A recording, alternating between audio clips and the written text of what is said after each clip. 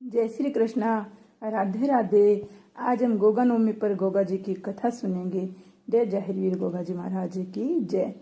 एक समय की बात है, श्री योगेश्वर गोरखनाथ जी अपने शिष्यों को उपदेश दे रहे थे। तब उनके परम शिष्य उग्रनाथ ने प्रश्न किया, हे नाथ, आप साक्षात शिव भक्ति स्वरूप हैं। आप भक्तों के उद्धार हेतु अवतार धारण करते हैं। ये परम गुरु, कलयुग के प्रभाव से जिसमें मनुष्य की बुद्धि मलिन होकर पापों में लिप्त हो जाएगी, उसमें मनुष्य घोर पापों को करने लगेगा, जिसके कारण भूमंडल पर अशांति छा जाएगी। उसमें धरती पर इन घोर पापों के प्रभाव से विभिन्न रोग फैल जाएंगे। संसार में भूखमरी बढ़ जाएगी। हे योगेश्वर, ऐसे घोर कलयुग में दान पुण्य तीर्थ यात्रा का पुण्य बिखर जाएगा। तो कौन सा शुभ कार्य होगा जिसके करने से मनुष्य जाति का उद्धार हो सकेगा। ऐसा सुनकर श्री गोरखनाथ जी बोले, हे परम शिष्य, तुमने बड़ा ही उत्तम प्रश्न किया है, क्योंकि कलयुग के बढ़ जाने पर मनुष्य को कोई भी सेवा, धर्म, कर्म, शांति प्रदान कर सकेगी। मनुष्य विश्व में लिप्त हो जाएंगे। योगी ज्ञानी बहुत कम रह जाएंगे। ऐसे समय मेरी अंश अवतार जाहिरवीर गोगा के व्रत पूजन से मनुष्य का कल्याण हो सकेगा। इनके व्रत पूजन से बांझ स्त्री पुत्रवती हो जाएगी, निर्धन धनवान बन जाएंगे, असाध्य रोगी आरोग्य सुख को प्राप्त करेंगे, मूर्ख को भी ब्रह्म ज्ञान की प्राप्ति हो जाएगी। अर्थात इनके व्रत पूजन से मनुष्यों की निश्चित ही समय मनोकामनाएं सिद्ध होगी। इनका उपासक संसार में समस्त सुखों को भोगकर अंत में शिव लोक को पहुंचकर परम आनंद में विलीन हो जाएगा।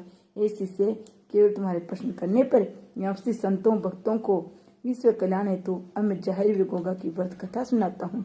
आप सभी ध्यान पूर्वक सुनो। बोले जाहिरवीर गोगा जी की जय हो। जाहिरवीर जी की व्रत विधि। गोरखनाथ जी बोले, हे भक्तजनों, पिछले अध्याय में आपने श्री जाहिरवीर गोगा के व्रत पूजन से होने वाले लाभ को सुना। अब मैं कथा प्रारंभ करने से पहले श्री जाहिरवीर गोगा जी के व्रत पूजन की विधि का वर्णन सुनाता हूँ, क्योंकि बिना विधि के कोई भी यज्ञ पूर्ण नहीं होता।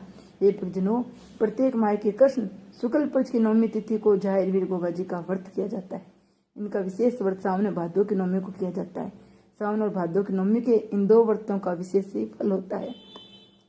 अपनी मनोकामना की पूर्ति के 9 या 11 व्रत करने चाहिए। इनका व्रत धारण करने के लिए निश्चित तिथि को प्रातः काल नित्य क्रम से निवृत्त हो श्री जाहिरवीर गोरखनाथ जी की तस्वीर या प्रतिमा को अपने से ऊंचे आसन पर स्थापित करे। आसन पर नीला रेशमी वस्त्र डाल दे। प्रतिमा के पास एक छोटा सा नीला झंडा खड़ा करे। बाद में घी का दीपक, धूप बत्ती, अगरबत्ती जलाकर फल, पुष्प, गंध आदि से उनका श्री पूजन करे। पूजन में जाहिर चालीसा, स्तोत्र, कथा, आरती, जाहिर मंत्रों से पूजन करे। संकल्प करे, ए जाहिर बाबा, मैं आपकी कृपा पाने के लिए आपका व्रत धारण करता हूँ। ऐसा संकल्प लेकर दिन भर जप करे। सबसे प्रेम भाव रखे। शाम को सूर्यास्त इसमें प्रात की भांति पूजन पर हलवे, पूरी, गुलगुले आदि का भोग लगाकर व्रत खोले वे। हे भक्तों, जो भी मनुष्य इस विधि से जाहिरवीर व्रत पूजन करेगा, उसकी समस्त मनोकामनाएं पूर्ण होगी। अब तुम अपना ध्यान एकाग्रचित करके ये कथा सुनो। प्रेम से बोलो जाहिरवीर गोगा जी की जय। गंगाराम को जाहिर दर्शन। गोरखनाथ जी बोले, हे भक्तों, अब मैं सर्वप्रथम तुम्हें जाहिरवीर के कलयुग में प्रकट होने की कथा सुनाता हूँ। एक दिन की बात है, श्री जाहिरवीर गोगा जी ने अपनी योग माया से नागों के नागता खिनाक को बुलाया। स्वयं भी नाग रूप धारण करके रात्रि में गंगाराम को सपन में जाकर नाग रूप में दर्शन दिए। ये देखकर गंगाराम घबरा गया। तब जाहिरवीर ने अपना वास्तविक स्वरूप गंगाराम को दिखाते हुए कहा, हे भगत, तुम डरो मत, मैं जाहिरवीर हूँ। तुमसे जो कुछ मैं कहता हूँ उसे ध्यान से सुनो। हे भगत, देवानगर के क्षेत्र में जहाँ मैंने समाधि ली है, मेरा व्रत धारण कर तुम वहाँ मेरी मेढ़ी बनवाओ। वहाँ मेरा मेला भरवाना शुरू करो। विश्व में मेरा प्रचार करो। जो भी मेरी मेढ़ी पर आकर नीला झंडा चढ़ाएगा, मेरा नेजा व छड़ी बनाकर उनकी पूजा करेगा, घर घर मेरी जोत जलाएगा, वह मेरे प्रसिद्ध भगत कहलाएगा। जिस किसी के यहाँ संतान है, वह मेरी जात स्वीकार करे।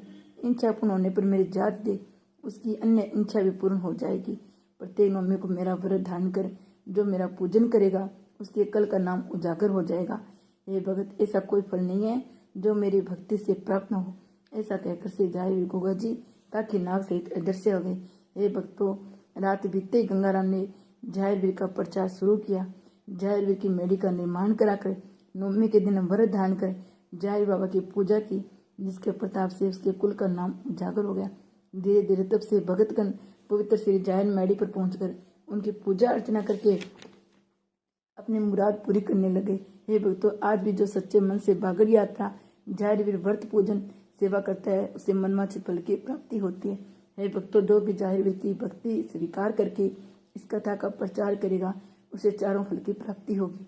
अब मैं तुम्हें उन भक्तों की कथा सुनाता हूँ जिन्होंने झाहिर बाबा का व्रत पूजन करके अपनी मनोकामनाएं पूर्ण की। हरदेवी की कथा। नाथ जी बोले, संतो, अब मैं तुम्हें दुखी पति पत्नी की कथा सुनाता हूँ जिन्होंने सिर्फ झाहिर व्रत कथा पूजन करके अपनी मनोकामनाएं सिद्ध की। दयालपुर गांव में एक सुखीराम नाम का भक्त रहता था।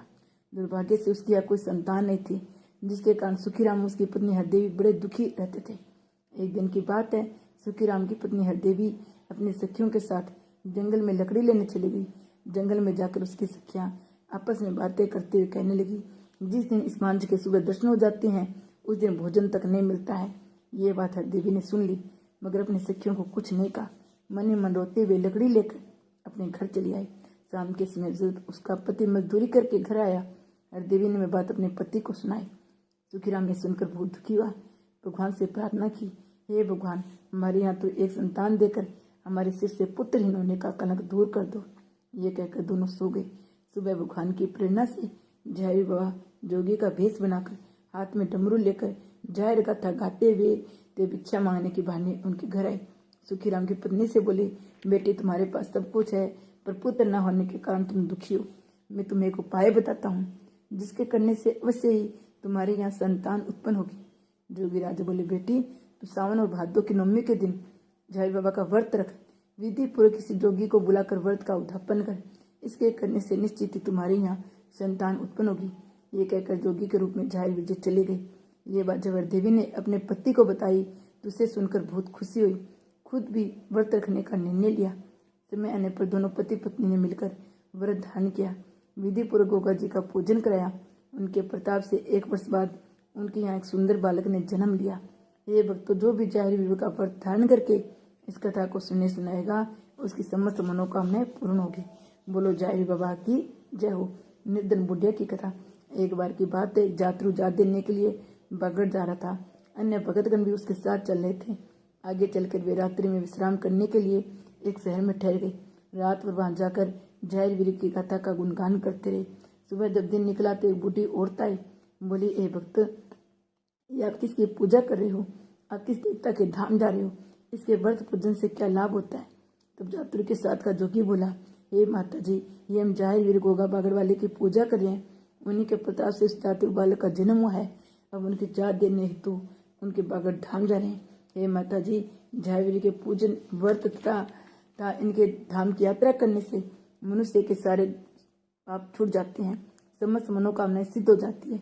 ये भक्तों, बुढ़िया का लड़का गरीबी के कारण कर्जबंद हो गया था। इसके कारण में परेशान अपने माँ और बहू को छोड़कर बिना बताए कहीं चला गया था। बुढ़िया ने घर आकर ये बात अपने बहू को बताई। यदि हम दोनों झाहिर का व्रत रखे तो मेरा लड़का घर वापिस आ सकता है। बहू ने ये बात संग्रह स्वीकार करके अपनी सास के साथ 11 व्रत रखने का संकल्प लिया। केवल 2 नवमी के व्रत के प्रांति वह लड़का जिस शहर में था उसे वहां जेवर से भरा थैला सड़क पर पड़ा हुआ मिला। अगले दिन वह लड़का उस जेवर से वापिस चलाया, जिसे देखकर सास बहू बहुत ही खुश हुई। घर आती उसने वह जेवर बेचकर अपना सब कर्जा चुकाया, निजी व्यवसाय शुरू किया। जब लड़के को माँ और बहू ने बताया, ये सब झाहिर पूजा के प्रताप से हमारा उद्धार हुआ है, उसने झाहिर बाबा के व्रत रखे। बुढ़िया और उसकी पुत्र वधू ने एक ही दिन अपने व्रतों का उद्यापन किया। उस दिन जोगियों कन्याओं को दान दिया और झाहिर बाबा के नाम पर भंडारा किया। ये भक्तों, सच्चे मन से जो झाहिर बाबा का व्रत धारण करे, जो भी इस कथा का पाठ करेगा वह सिंगरी सुखी हो जाएगा। बोले झाहिर बाबा की जय हो। झाहिर बाबा की प्रकोप कथा। अब मैं तुम्हें बाबा झाहिर वीर के रुष्ट हो जाने पर उनके प्रकोप की कथा सुनाती हूँ। सीतापुर गांव में एक परिवार में पहले से झाहिर बाबा की पूजा होती थी। प्रत्येक नवमी को भादों को थापे दिए जाते थे। कुछ समय के बाद उस घर में एक नई बहू आई। वह बहुत ही नास्तिक थी, किसी भी व्रत पूजा में विश्वास नहीं रखती थी। इसलिए जब भादों की नवमी आई, उसने न तो झाहिर वीर का व्रत किया न थापे दिए। कहा, ये सब ढोंग है, इन व्रत पूजा में कुछ नहीं होता। ये कहने के बाद जब वो रात को सोई तो सपने में सांप दिखाई दी। सुबह दिन निकलते जब आंख खुली तो देखा एक सिर्फ घर के दरवाजे पर है। सुबह दिन निकलते जब आंख खुली तो एक सिर्फ घर के दरवाजे पे खड़ा है। जब उसका ध्यान पीछे गया तो वहां भी सर्प खड़ा है। इस प्रकार से वहां चारों तरफ सर्प ही सर्प निकल आए। बहू घबराकर चीखें मारने लगी। उसकी आवाज सुनकर परिवार के लोग इकट्ठा हो गए। ये सब कुछ देखकर उसकी सास समझ गई झाहिर बाबा की थापे नहीं दी, इसलिए हम सर्प निकल कर आए हैं। सास हाथ जोड़कर बोली, हे झाहिर बाबा, बहू की गलती को माफ कर दो, आज ये तेरे थापे देगी, आज से रोज तेरा पूजन करेगी। बहू ने भी हाथ जोड़कर सिर झुकाकर कहा, झाहिर बाबा मुझे माफ कर दो, मैं सदा तेरी पूजा करूंगी। इतने कहते धीरे धीरे सारे सांप गायब हो गए। तब उनमें जाहिर रूपी सर्प ने अपने वास्तविक रूप में प्रकट होकर कहा, हे देवी, तूने मेरी न तो पूजा स्वीकार की, मेरा अपमान किया है, जिसके कारण ऐसा हुआ, लेकिन मैं तुम्हें माफ करता हूँ। मगर मेरी ये बात ध्यान से सुनो, जो भी मेरी पूजा, थापे निशान, छड़ी नेजा आदि स्वीकार करेगा, उसकी सारी मनोकामना सिद्ध होगी। मगर इच्छा पूर्ण हो जाने पर मेरी स्वीकार करी हुई पूजा भेंट नहीं देगा, मैं उसे तुम्हारी तरह दंडित करूंगा। ये कहकर जय बाबा उसने सर्पों से अदृश्य हो गए। जो भी इस कथा को नियम से पढ़ेगा उसे उत्तम फल की प्राप्ति होगी। जय गोरखनाथ जी महाराज की जय। जय गोगा जी महाराज की जय हो।